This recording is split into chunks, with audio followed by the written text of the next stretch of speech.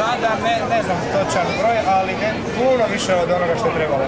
Znači već je u biti 10.000 i pređe. Super. Mislim da je čak više od 20 nešto pređeno. Super. Ali ipak skupljate dalje, znači? Da, pa do subote se skupljaju potpisi, znači i tako. Odradit ćemo ono što treba. Da. Eto, super, hvala lijepa. Recite mi otprilike kakva populacija najviše potpisuje, stariji i mlađi?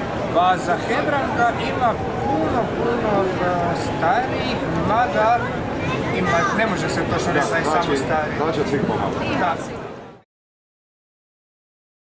Biće dosta, bez problema. Biće dosta. Super, hvala lijepa. Hvala vam, dođenja.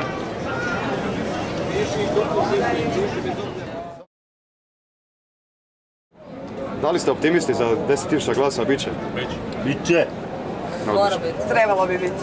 Evo neki kažu Hebrang već imaju 30.000, ali to je jasno. Previše nas je odsvukli i Slavonaca, i Dalmatinaca, i Burgera, tako da bi trebalo. Znači to je nezavisni kandidat. Da. Gospodin Mladen Nakić. Eto, mi vam puno sreće želimo.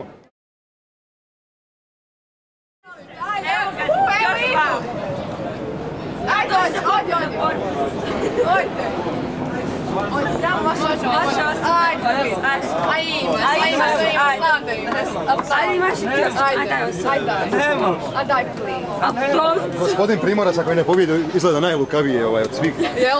Ajde. Imate stil, znam 100%, vidim ti u očima da imaš. Ajde, potpišite vas na nas 3 potpisa, ajde. Hoćemo. A ne, radimo došli smo, čekajte nas ovdje došli. Sad je lud. Ajde. A ne smijemo tiš radnog mjesta. Doneseš kavu ovdje.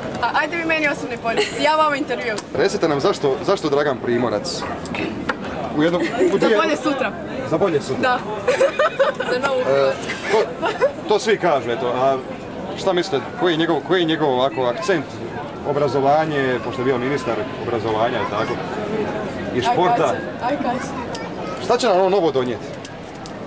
Pa ništa samo... Ima li besplatnih jabuka? Nema. A sve su nam pojeli. Ne, sve su nam odnijeli. Da, sad čekamo čokoladice da nas donesu. Možemo li par pitanja postaviti? Možete dati potpis potpore. A mi smo novinari, mi moramo biti jednostavno relevantni. Da. Nemojte biti jedini koji nam nisu htjeli dati odgovor. To baš možda... Ja sam stariji, ali mladi gospodin je duže u HNS. Možda neće to privući baš birače. Tako misli, morate nju pitati. Da. A dobro. Znači Hrvatska zna i može. Vesna Pusić, idemo dalje, hvala vam. Tipičan Hrvat. Što potpisati za profesora Jurčevića? Znači, domoljubni je taj... Domoljubni štih. Domoljubni štih i jedini zagovara ilustraciju. Da. Što ni poput u Njemačkoj i Poljskoj i to. A to bi trebalo u ovom komunističkom. Nema nešto, evo iz dijaspore, nije nam jasno. Gospodin Jurčević je znači povjesničar. I piše knjige. I to strogo dokumentira. Znači praktični je katolik, ide nedjeljom na misu. 7 djece ima. Da. Zašto onda crkva podupire gospodina Bandića? Crkva podupire onoga od koga ima korist. 10.000 treba. Da, tako je. Nije lako, ali... A bit će. Mi ćemo skupiti to i nema. Eto, puno sreće, hvala vam. Hvala vam. Čenja.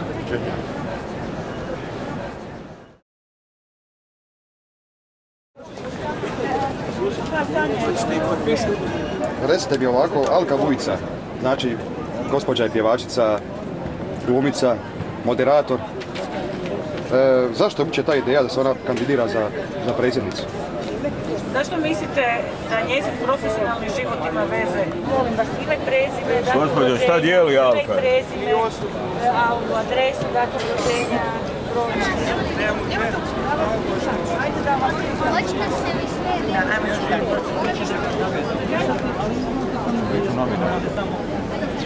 A jel može ime? Ime, prezime i nadime.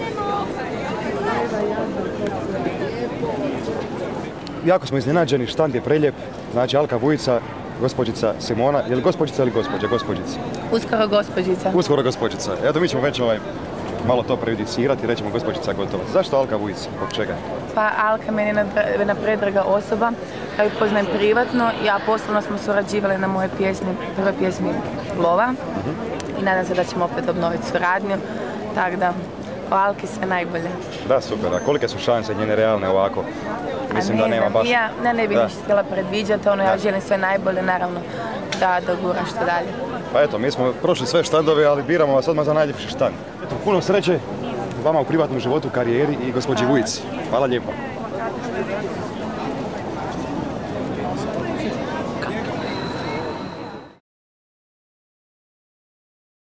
Favorit može biti samo Ivo Josipović i drugi niko. Znači, ne mislite da je Bandić? Ne, sigurno ne. To mi uopće ne mislim.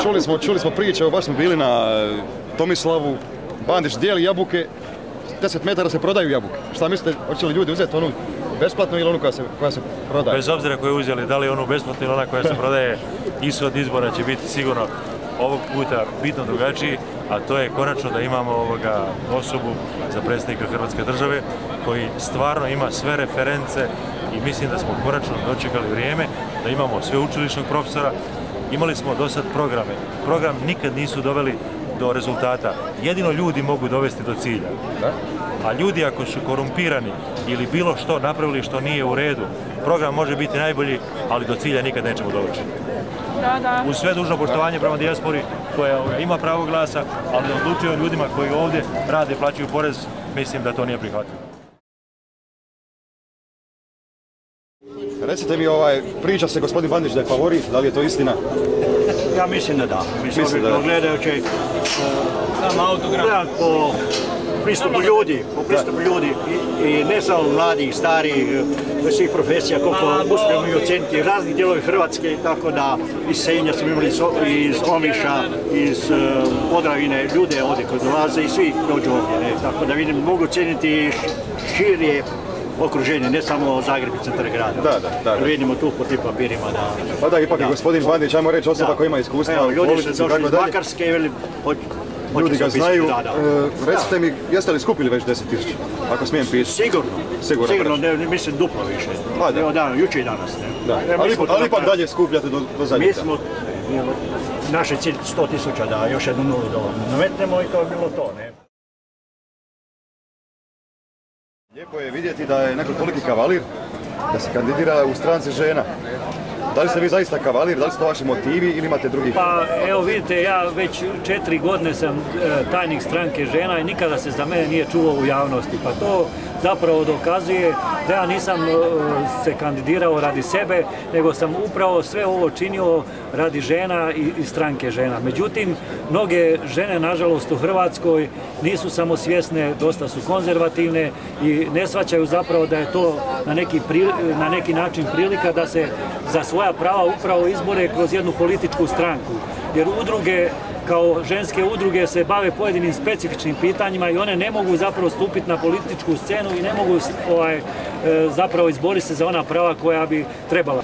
Mi smo u ovoj situaciji išli prije svega i ja sam kao i uvijek do sada podmetnuo svoja leđa i pristao sam da se na neki način da me kandidiraju zbog toga, zbog same stranke, da izvršimo promociju stranke.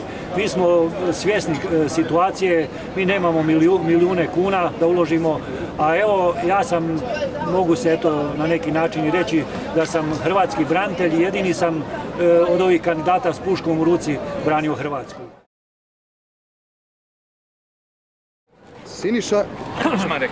To snimi slobodno. Moramo priznati, nismo ni čuli za tu kandidaturu, nema po novinama. Nema nigdje, pa nema mene u medijima, to mi je zabranjeno. Jednostavno nas radi ne vidi. Ja da dođem u medije, onda su ovi svi voda, pa zato mi ovo ih muči isto puno. Znaš ko je ovdje?